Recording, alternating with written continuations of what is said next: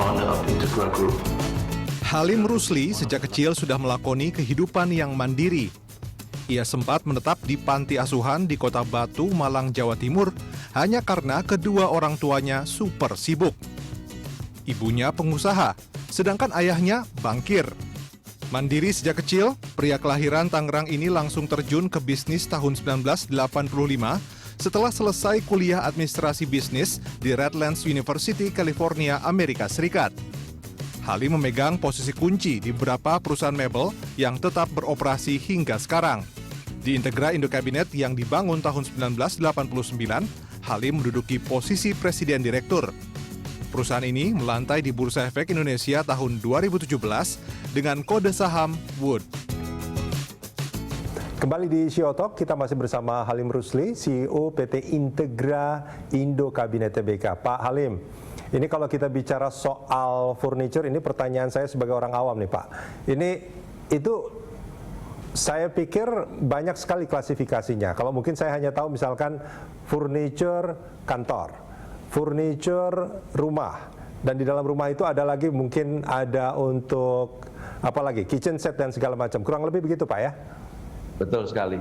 Oke. Jadi kalau kita melihat segmen furniture itu tidak ada batasnya, apa saja yang untuk ngisi rumah itu, ya itulah furniture Pak. Gitu. Oke. Artinya sebetulnya kalau kita mau segala yang bisa dipenuhi oleh produk-produk berbahan kayu, boleh saya bilang seperti itu? Boleh. Oke. Jadi kami ada Ya, itu artinya furniture atau bagaimana? Ya Pak, jadi kami ada segmen-segmen seperti bedroom set, itu merupakan satu segmen yang cukup besar sekali demand-nya. Kemudian dining set, kemudian kitchen, kemudian occasional yang stand alone ya produk itu. Itu merupakan segmen-segmen yang kebutuhannya cukup besar Pak. Oke.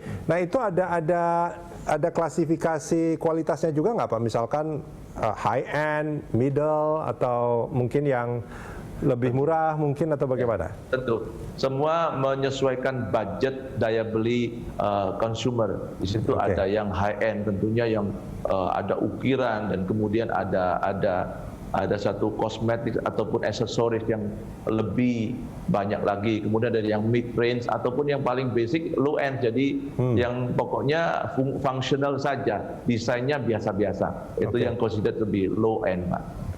Kalau yang paling banyak diminati produk Integra yang mana Pak di Amerika? Kita di mid Pak, kita mengarah ke volume yang cukup banyak yaitu di mid range ya. Dan harganya masih cukup oke dibandingkan kita masuk ke yang low end. Oke. Ya, itu contoh-contohnya artinya gini Pak, apakah memang di semua klasifikasi furniture, kitchen set, terus living room, bedroom, dan segala macam itu juga banyak diminati, atau mungkin produk Integra itu lebih banyak yang untuk kitchen sets yang diminati, atau bagaimana?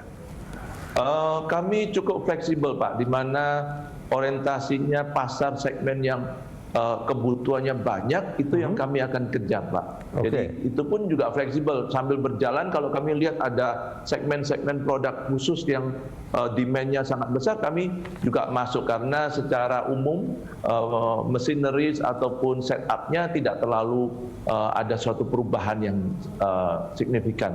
Oke. Nah Pak, ini kalau kita bicara soal 31 tahun Integra itu sudah ada di pasar internasional, di Amerika terutama, ini kan sebetulnya modal besar untuk bermain di pasar-pasar global, maksudnya di negara-negara lain kan Pak? Tentu, biasanya challenge-nya kalau kami bisa melewati pasar Amerika yang begitu challenging dengan tantangan yang begitu rumit, tentunya untuk masuk ke negara lain lebih mudah. Tetapi yaitu tantangannya juga kalau negara lain volumenya tidak sebanyak di Amerika Pak. Oke. Contoh negara lain selain Amerika Pak yang juga sudah ada produk Integra? Inggris, Prancis, kemudian Belanda, ya, itu negara-negara yang kami cover juga. Oke. Kalau Timur Tengah mungkin? Timur Tengah memang kami bermimpi untuk bisa masuk ke sana, tapi memang harus mempelajari juga mengenai culture-nya, kemudian pola belinya, desainnya seperti apa. Jadi kami memang ingin nantinya ke depan bisa ada diversifikasi pasar lagi ke Timur Tengah, tapi saat ini masih dalam tahap penjajakan. Oke.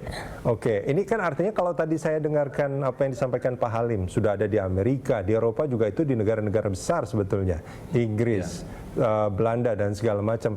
Ini kan sebetulnya istilahnya kalau bicara soal marketing, kita bisa bilang bahwa produk kami sudah berada di mana-mana, itu kan menjadi bahan marketing juga tuh kan Pak ya, mestinya ya? Tentu Pak. Oke. Memang di mana saja yang membutuhkan tentu kami akan layani. Tetapi pertimbangan kami juga yang ada volume yang cukup besar yang akan kami prioritaskan. Oke, baik. Pak Halim, ini kalau bicara soal masa pandemi seperti sekarang, banyak orang yang bekerja dari rumah. Nah, untuk desain sendiri sebetulnya furniture itu apakah mengalami perubahan atau sebetulnya selama ini sudah banyak desain-desain furniture yang memang bisa untuk memenuhi mereka yang ingin bekerja dari rumah?